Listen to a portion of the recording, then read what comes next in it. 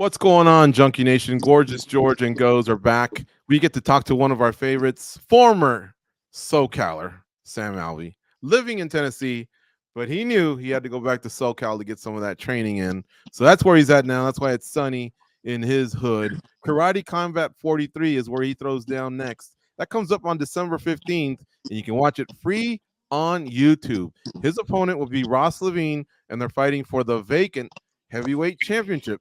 Now that's what it says on Tapology, Sam. Is it is it heavyweight or light heavyweight? I'm not sure the weight classes over there.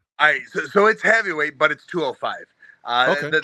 They're a very foreign organization. Like all the higher ups are from around the world, and there's not even from one country. They're from around the world. It's really kind of cool. And so their heavyweight is 205 and up. So I will be the heavyweight champ, but in MMA terms, it would be light heavyweight. Mm-hmm. What do you think of Ross LaVine? You're going to help us out a little bit. I read up on him. I saw some stuff that he said about you. He used to kickbox over at Glory, so he's not a wrestler coming over to test his hands. He is a kickboxer coming over to test his hands. But your thoughts on him? He says he's been keeping it cold with you, even though he respects you, but from a distance. Yeah, I haven't picked up on the coldness. He seems like a nice dude. He's very talented, very fast. He was one of the first people when I found Karate Combat. He was one of the first people I started watching. I didn't even know that he was the middleweight champ at the time. I said, "Wow, this guy's moving well. Like he's got that very traditional karate style where it's in and out, but it's all about speed. And he will be the fastest man I've ever fought. So I'm really looking forward to it. He made a fan out of me before the fight happened, before the fight was announced, and then I got blessed with the fights. And all right, let's do it." Mm-hmm. And now that you got a fight under your belt, you got a second camp that you've done. Has that rejuvenated you in any way? You kind of only have to focus on stand-up, not everything else. Yeah, I feel great. I still do as much jiu-jitsu and as much wrestling as ever before because that's what I know how to do. But I've been able to open up with my hands. I've been able to open up with my kicks. I've been able to do some of that that fancy stuff. The spinning hook kicks, or what was it? Raymond Daniels did the 180 into a knee punch or something. I do those all the time now. I tell everyone at the end of this fight, Raymond Daniels is going to be jealous of the cool stuff I can do. This might sound silly, but is it almost along the lines of, in football, you got the quarterback and you got these 4 grown-ass men trying to knock his block off, right? And then you got 5 men trying to protect him. That's in the game. But in practice, we can't risk the quarterback. They throw on that bright yellow jersey, which means you can get to him, but just touch him. That means he's done. We're all the same team. Is that almost what Karate Combat is like? You can open up this arsenal of weapons that you have because someone's not shooting a double leg, for example, or I don't know, some of the other techniques that we see in MMA that sometimes stifle strikers. Yeah, I've been telling everyone this is the fastest combat sport that's out there. It's faster than MMA, significantly faster than kickboxing, faster than boxing. It's just a constant action. And all of the athletes that are in Karate Combat, they have all done the karate tournaments, the taekwondo, point sparring, stuff like that, where they have the power, but they need to be fast more than they need to be powerful. And so when that bell rings, the fight is on. They're moving, they're grooving, they're spinning, they're doing some really cool stuff.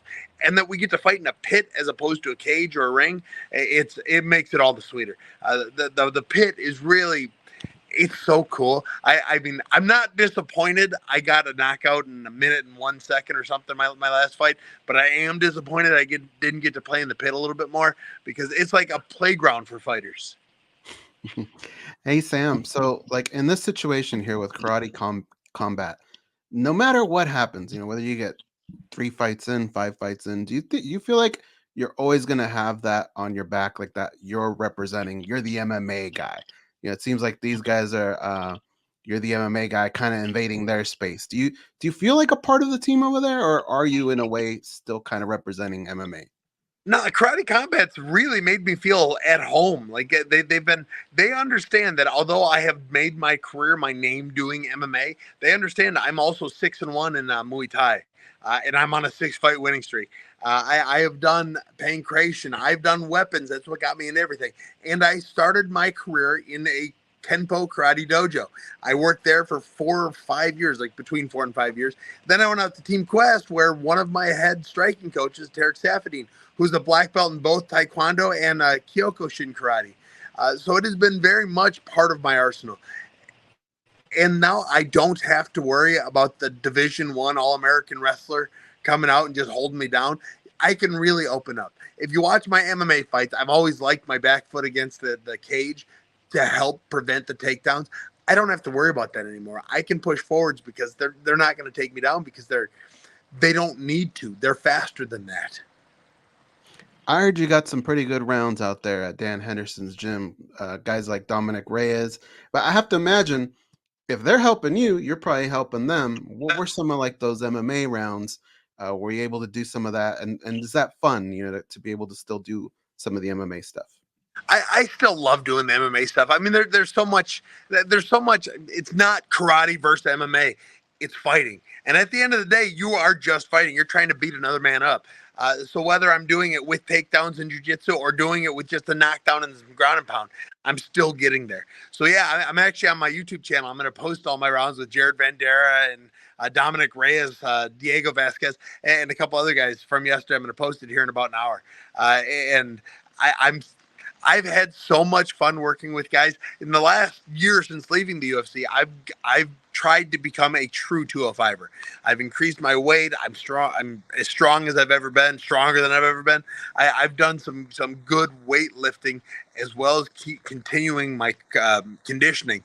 And so I got to go out and hang with, the heavyweight in Jared or the light heavyweight in Dominic. Diego, he's close to the super heavyweight.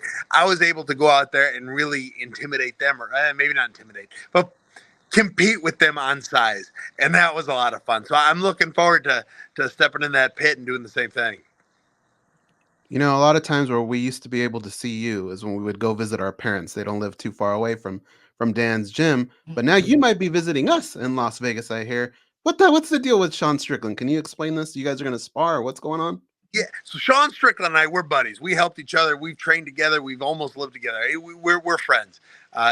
And I've been telling my YouTube channel, I had Smile and Sam on YouTube, that as soon as I'm monetized, I'm going to get out to Las Vegas and I'm going to spar Sean Strickland and I'm going to post it. I'm going to film it and post it for everyone to see.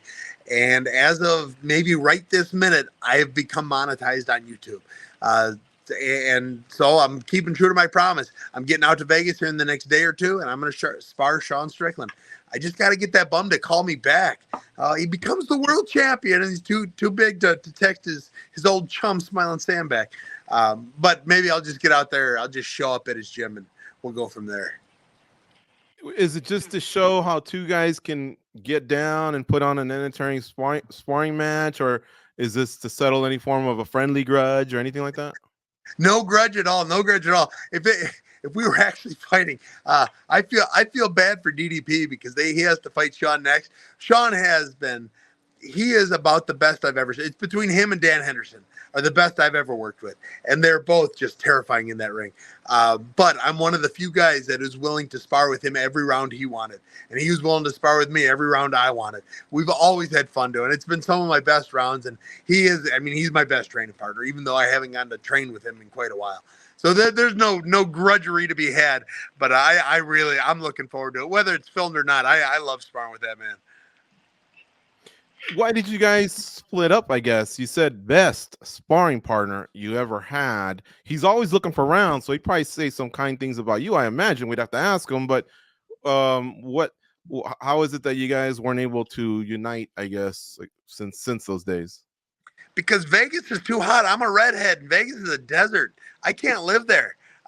So he went to Vegas. We both escaped California, but he went to Vegas. I went to Tennessee. I've got a great gym now in Tennessee in Guardian MMA, and then I work a lot of Checkmat MMA as well, done in Chattanooga. And those gyms have helped me tremendously. But I couldn't bring myself to live in Vegas. It was on a short list of places to go. I would just wear the sunblock if I had to. But at the end of the day, I didn't want to live in Vegas, and he was pretty happy doing it. But both states allow us and encourage us to carry guns. And so we're both happy where we're at. All right. So I'm buying some stuff, but not other. And I'll tell you why. like Go said, our parents live very close to Temecula, and in the summer it's brutal there too. Uh-huh. The heat, all right. You would have saved in state taxes here at the time, because this was about 5 years ago, I think, when Sean left Team Quest, maybe even more. You would have had the benefit of the UFCPI. I know you're state-free tax in Tennessee, but I don't know. The heat thing though, I can't let that one go by. There's no ocean breeze in Temecula. Yeah, but my team is here. The Dan Henderson's team is here. I'm very dedicated to my team. Even now, I haven't lived in Temecula in 2 years, and when push comes to shove, I'm coming back to my roots to get beat up by Hendo and a couple of the other guys. Is LaVine, by the way, let's get back to him. December 15th, Karate Combat. Check it out, folks. Free on YouTube, by the way. And this is a title fight. Is LaVine overlooking you? I saw a comment where he thought it was going to be him and Till in December. It's him and Alvey in December. Oh man, what bad luck he could have had. No, I hadn't heard Till was even interested in coming over. I hope he's overlooking me. Everyone does. I'm a friendly fella. I'm easy to not pay attention to. Let him overlook me. He'll find out real quick that the 4 guys he's beaten don't add up to the 80 plus people I've fought. I mean, it's something. He's very talented. Like, I saw him and I became a fan before we were ever scheduled to fight. Now that I get to fight him, I'm like, okay, I got to get a real camp because this guy is real deal. But if you look at who he's fought, you combine their records, they're like 4-12. He's not fought the people I have fought. He does not have the repertoire of opponents that I have beaten. That I've competed with. I have beaten some. I made it to top 10 in the world at one point in the UFC, and I've beaten current top 10 fighters. So he definitely brings a threat. There are things I have to watch out for, but the experience is in my back pocket. The experience is where I is my strongest suit. What would this title mean to you, Sam? Man, I've been. That I have been able to go into a promotion and impress them so much in one fight that they offer me a title shot against a reigning champion, a weight lower, it means the world to me. And now I'm going to go out there, I'm going to win this belt, and I'm going to do everything I can to give back to Karate Combat. I'm going to make sure Karate Combat is the next biggest combat sport in the world. I'm going to make sure that they get out there and I help them become the sport karate.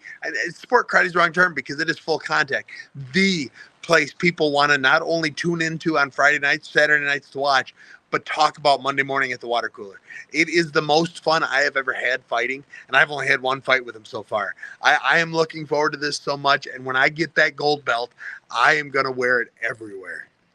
Is this where you'll end your career? Is the door to MMA completely closed?